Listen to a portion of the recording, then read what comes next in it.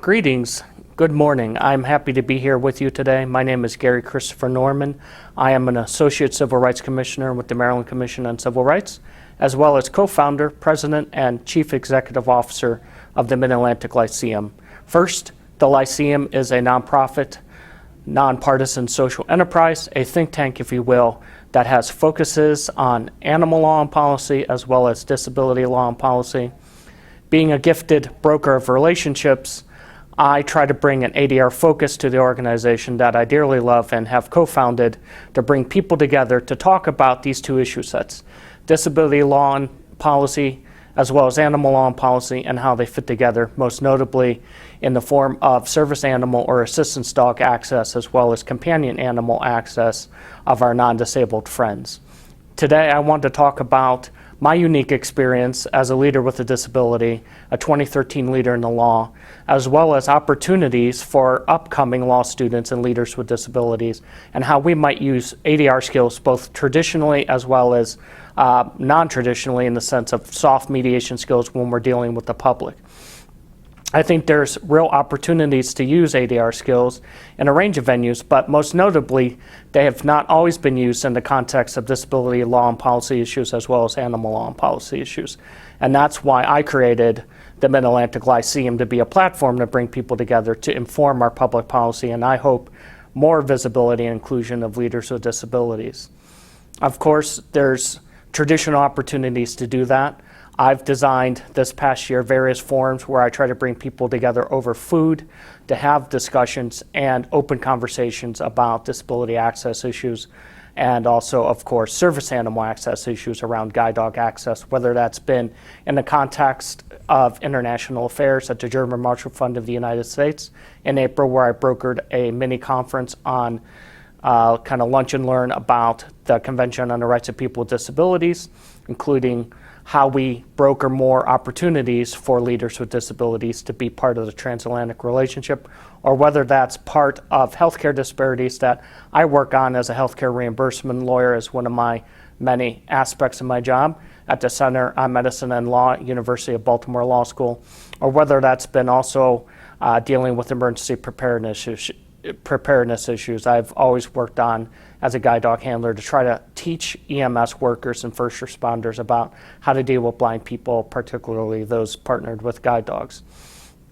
Certainly, I have a practice that involves ADR skills or traditional ADR work. I'm a healthcare reimbursement attorney that basically hears appeals from a lower level arbitration board. I'm also a mediator with the circuit courts. So in that context, I'm always a unique leader with a disability in the room where Pilot, my guide dog, is present, or his predecessor, Langer, was present. And certainly, as a person who's specializing in niche areas of ADR, I believe that animals can be an effective part of ADR conversations, whether that's resolving disputes involving animals, or indeed, as Pilot, they can be effective tools in helping to broker conversations amongst disputing parties. I think there's also opportunities for us as leaders with disabilities, and this is maybe one of my takeaways, if or should any law students with disabilities hear this, that there's always opportunities to be better leaders with disabilities, because I think inclusion and visibility is a two-way street, if you will. So that involves soft mediation skills. There's not a day that I don't see the benefits and the challenges of my disability. The benefits, and this is why I love being an animal partner, is having the connectivity with the public about having a working animal at my side and being a unique person in the room.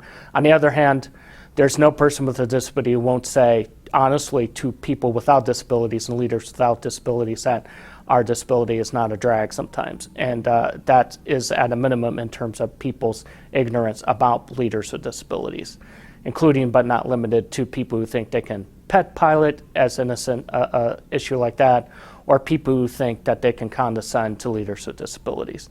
It's just because we're not visible and we're often not in the boardroom.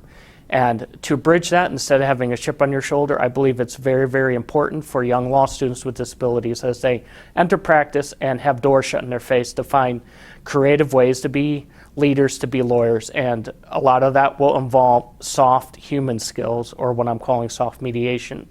Knowing how to be firm and responsible about your access needs, how to push for better access of service animals in the boardroom and the hearing room, but also to be a human being that brings people together, that promotes public service and the best tenets of our legal profession. So I hope some of those sundry thoughts help today. It's been my pleasure to talk to you. Before I conclude, I want to just mention the Lyceum again, and that in 2015, with this idea of using platforms to bring people together, sometimes over food, to discuss more visibility and inclusion, especially in light of the 25th anniversary next year, that the Mid-Atlantic Lyceum will be designing and co-hosting with a range of partners, both leaders with disabilities and leaders without disabilities, various kinds of engagement strategies to try to continue the conversation and shift the culture towards more people with disabilities and their guide dogs like Pilot being in the boardroom. So my many thanks to Samra and her crew, and my pleasure for being here with you this morning.